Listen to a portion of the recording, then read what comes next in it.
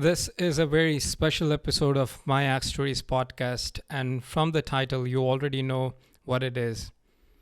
Today, I am taking you to big New York office for the podcast, and I might look like a fool fanboying there, but I hope you guys will like this podcast, and there is tons of information that you can take away from this podcast. And not just that, it was such an experience for me. So I would like to thank big New York office for giving me this huge opportunity to do a podcast.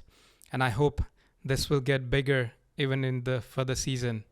Now, without any further ado, I would like to take you to the podcast. Let's go.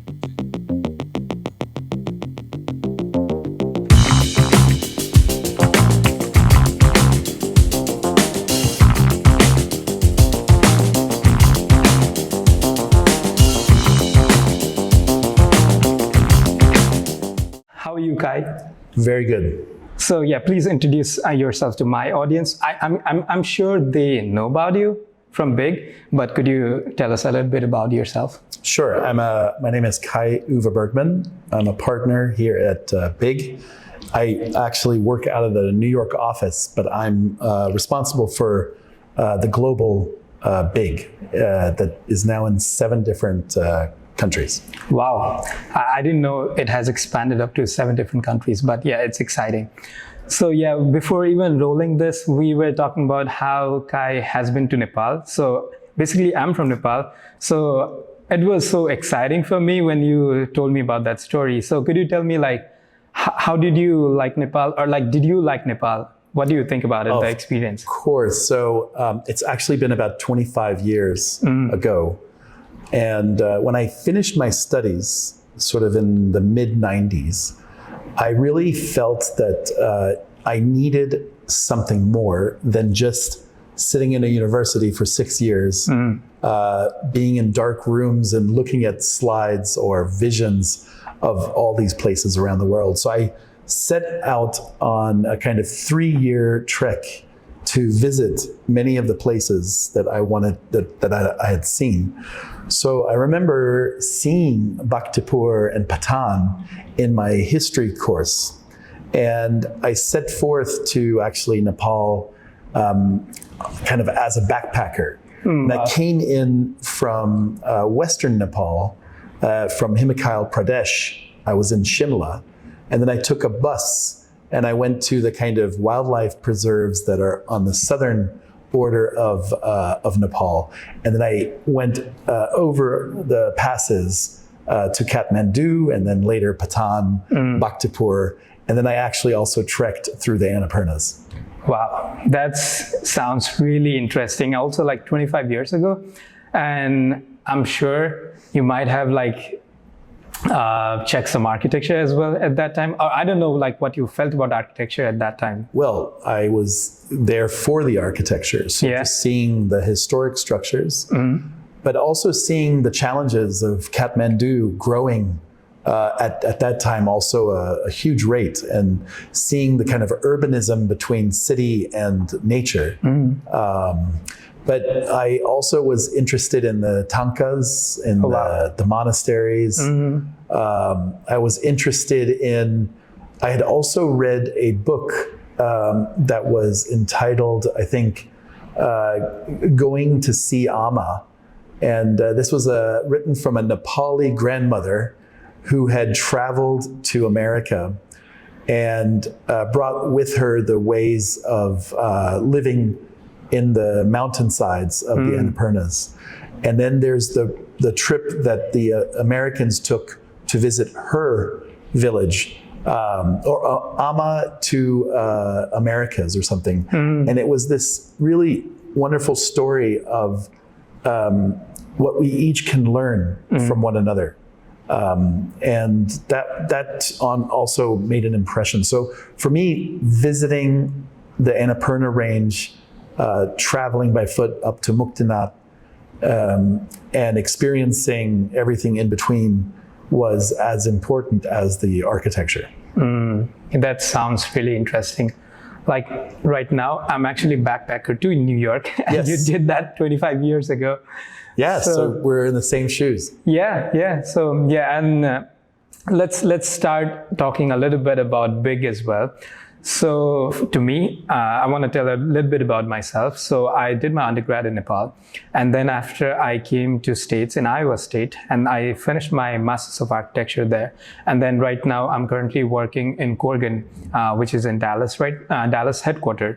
Yeah. So it's an aviation studio that I'm working in right now. And yeah, and at that time when I was doing my undergrad, I had my mentor, Prozil Pradhan. So he mentioned me about the big Bjarke Ingels. So Yes. that was the first introduction to me.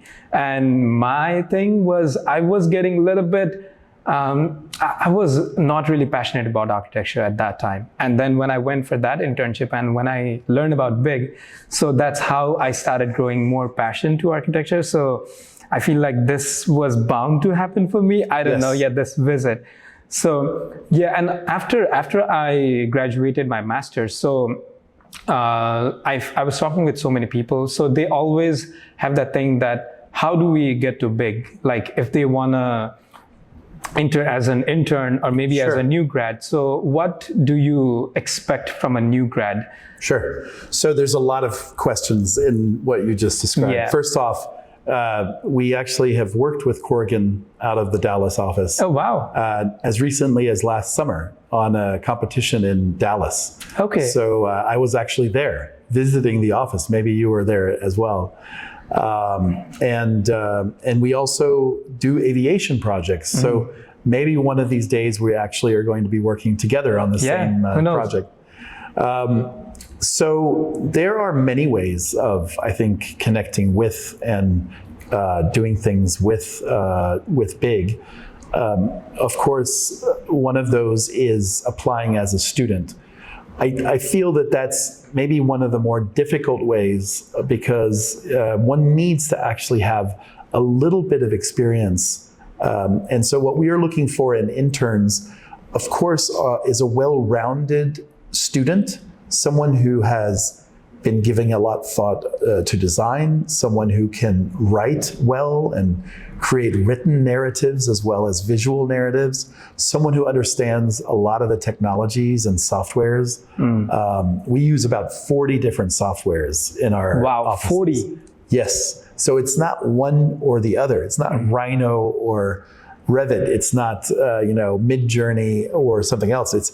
We use a whole range of softwares that are both, in some cases, very kind of visual, but others that are very data-driven. And then we combine the visual and the data-driven technologies and softwares together to create the kind of designs that we do. So what helps when you are out of school is to look for an opportunity where you can then learn a little bit more perhaps the project management side or how a project actually comes into being. I would say a sweet spot is probably 1 or 2 years of experience and then apply to big as a junior designer. So you're out of school, you're above an intern, and that's, I think, a really great way to enter into big globally. Okay, so another thing is, like, I know big is like huge around the world. So do you mind telling, like, how many applications do you guys get for internship? Oh, I think we probably in any given month receive between 3,000 to 5,000 applications. Wow. Globally. And that's a lot dependent on whether schools are finishing or, some months like December or July are very low because people just have other things that they're thinking about. But I would say that there are always a lot of people. And what I also encourage is that a lot of being called in for an interview is of course, luck. That we are looking for someone, luck in terms of the kinds of qualities that we might be looking for. Maybe it's a language, where we just started a project in, say, Zurich. And so we need a lot of German-speaking architects. So we look for German speakers. The luck could also be in terms of just your proficiencies and skills. So I think it's not about just applying once and that's it. It's actually being persistent and perhaps renewing your application every 3 to 4 months, because you never know when the fit is actually perfect. Okay, so yeah, that sounds really interesting, because most of the time people, they apply once and then if they don't get it, then...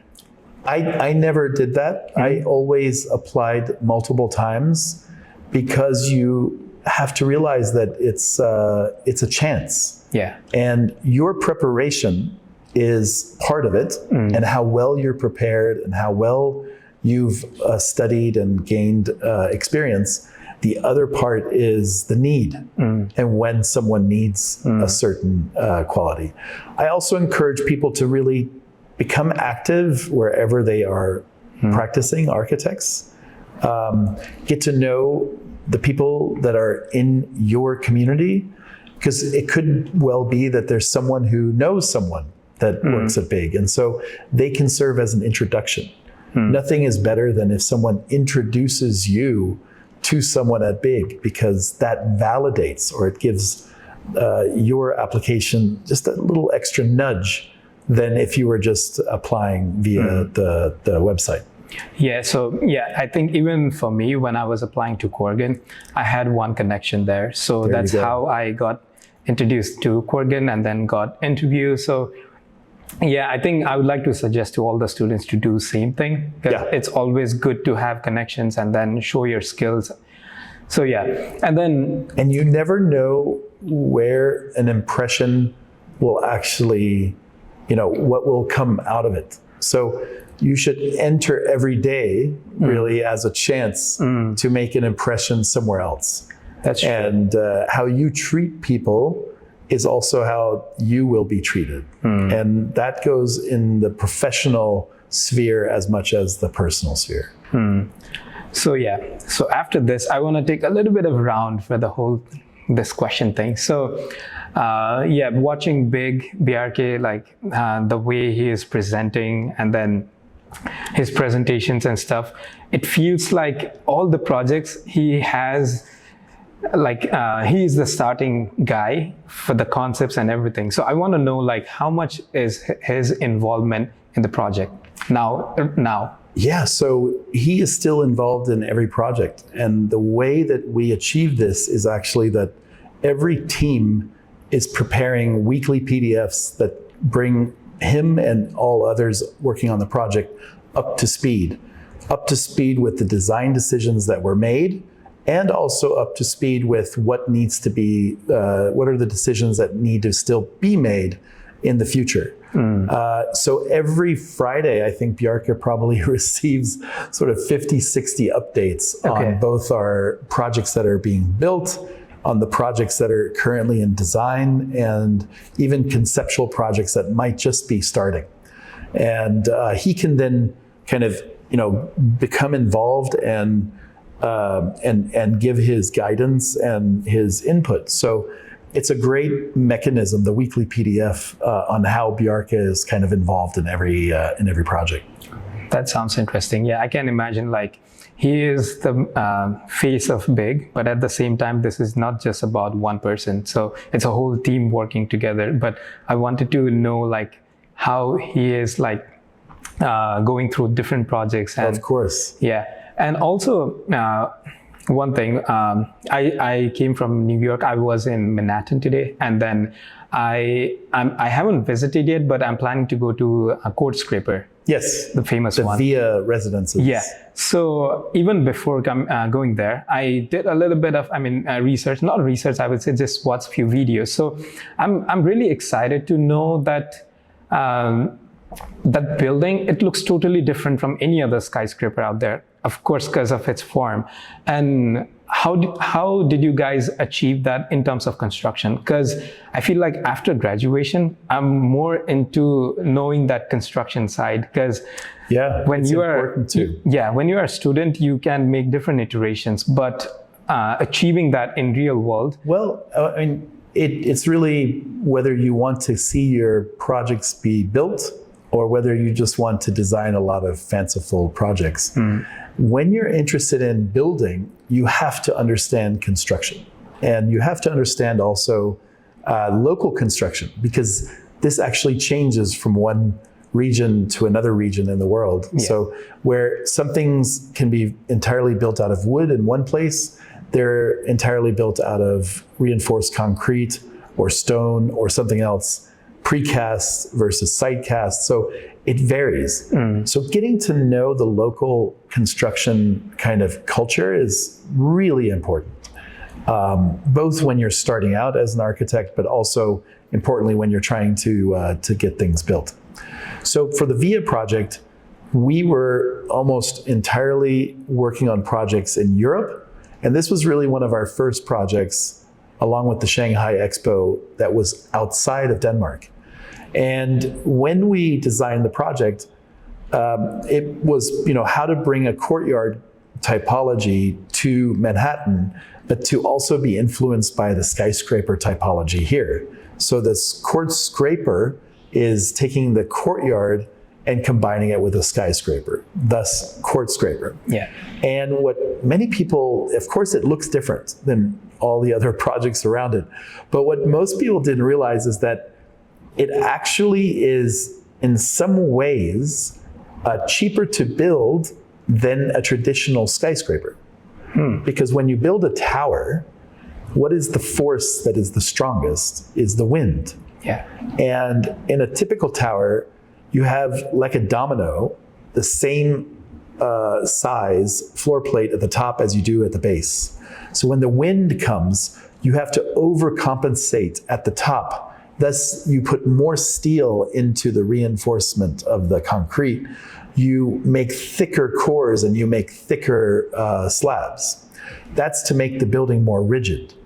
And the FAIA shape, it's a pyramid. So it's a small top and a very big base. You can use less steel and you can use less concrete. Thus, the cores are thinner and you have more square footage to lease.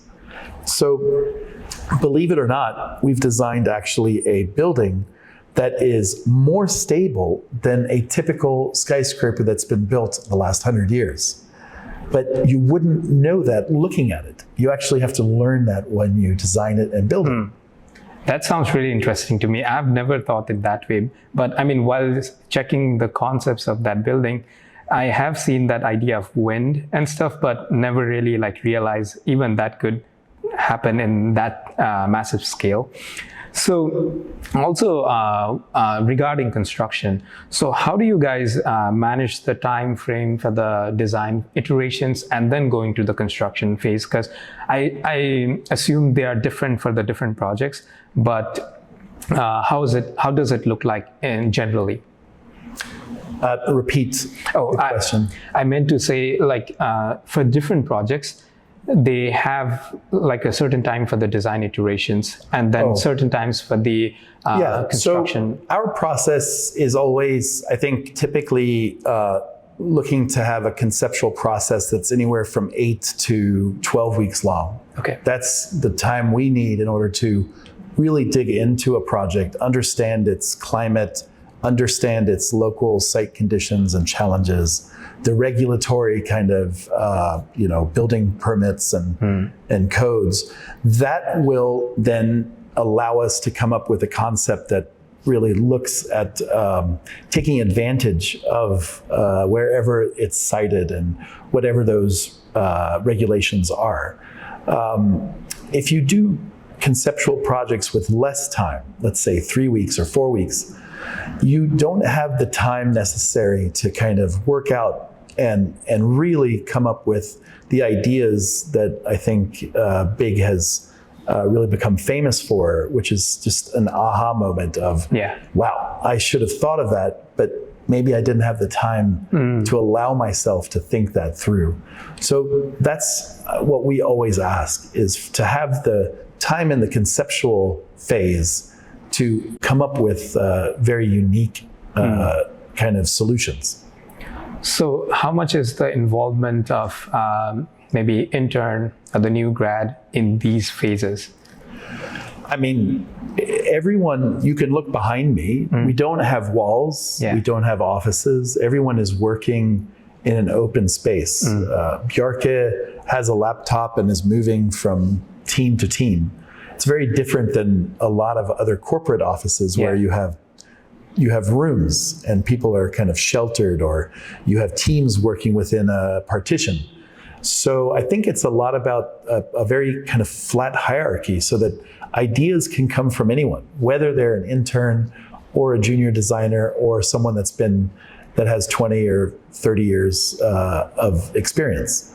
So our effort is to really make sure that the conceptual idea creations are a collective kind of approach that then we, of course, iterate upon.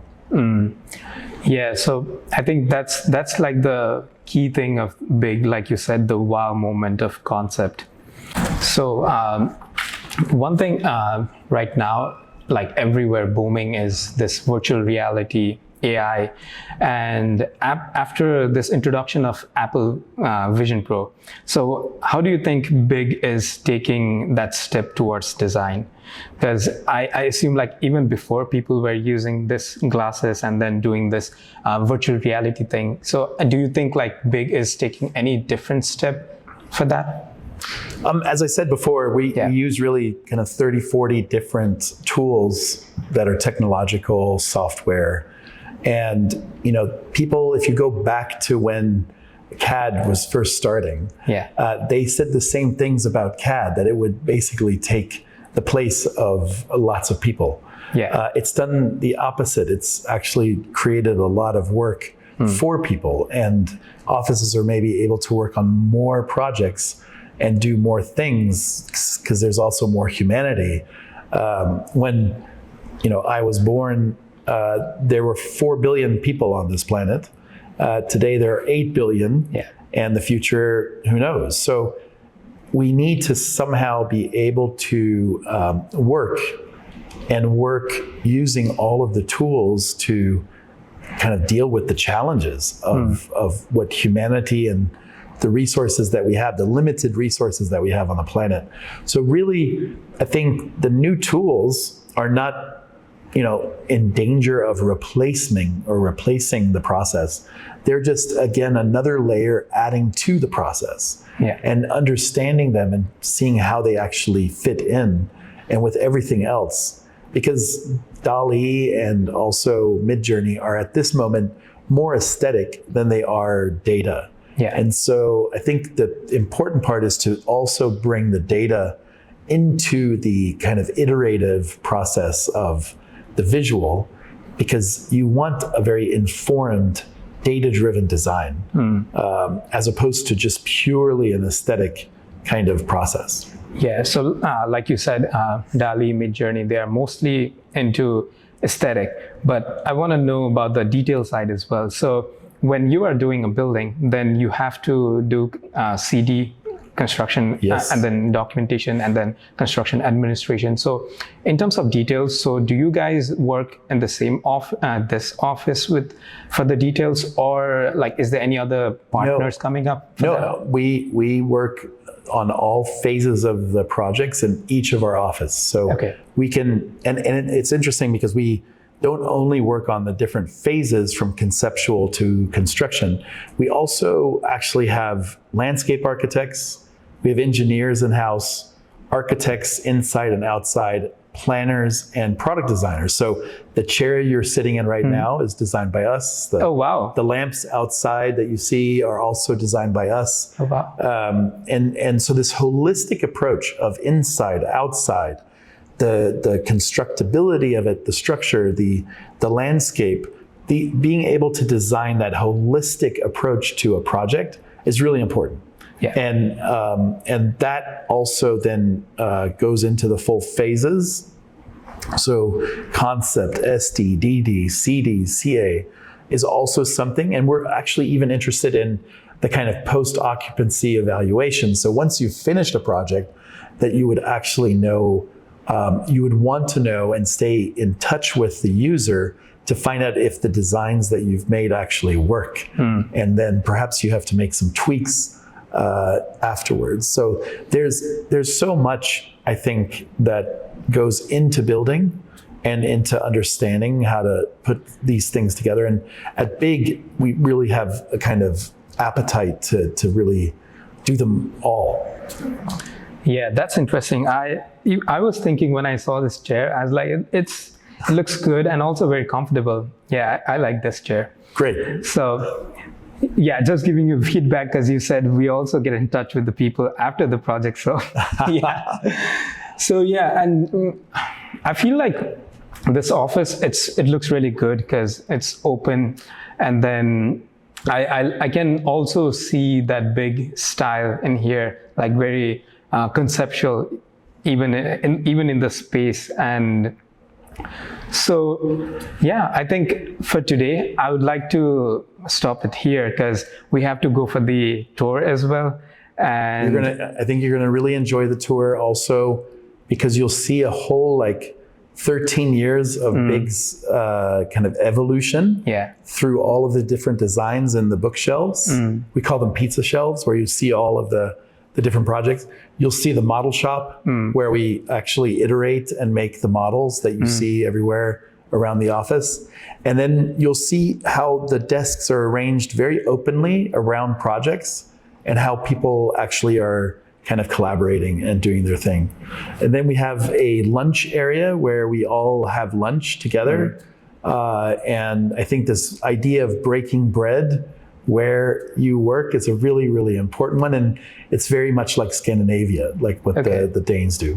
Okay. So namaste. Yep. Thank you. Thank you. Thank you so much for watching. And before leaving, I wanted to ask one final question. So sure. You've been to Nepal. So if you remember any temple there, do you want to name it? Something that was your favorite there, architecturally or something? Yeah, I mean, the main temple in Bhaktapur left a very big impression because of how, I know that there was a very big earthquake as well a few years ago. 2015, yeah. And, it had tremendous it created tremendous damage to a lot of temples. But I also believe that there is a real desire to preserve and to build back. So these are opportunities also for the local population and for the world kind of preservation organizations to rebuild these traditions. But the Bhaktapur temple made a very, very big impression on me. And it's both in terms of its, I think, proportions and the having also the plaza adjacent to the main temple, and what it meant for the community. And everything, every road, every building, everything was in a way related to the way that the temple was set up in the heart of the city. Yeah. So, and then I would say there was also a temple, more almost a pavilion on my travel to Muktinath, which is where there is an area where fire comes out of the stone. So it's a natural gas kind of leak, and someone has lit it. And that fire has never been extinguished. So it's a fire that comes out of the mountain, and they have built a pavilion around it. And when you actually go there and you see this fire that's never been extinguished, it leaves also a very big impression on you. That's true. So is there any chance that Big getting inspired from Nepali architecture in future? Of course. And I believe there was also an Arc Asia kind of event 4 years ago or so.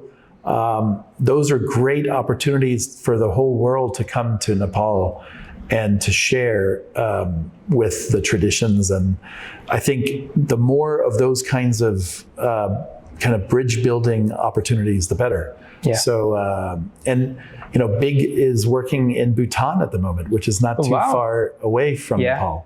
So there could be trips in the future as well. Yeah, I would love to see that happening. Yeah. So, yeah.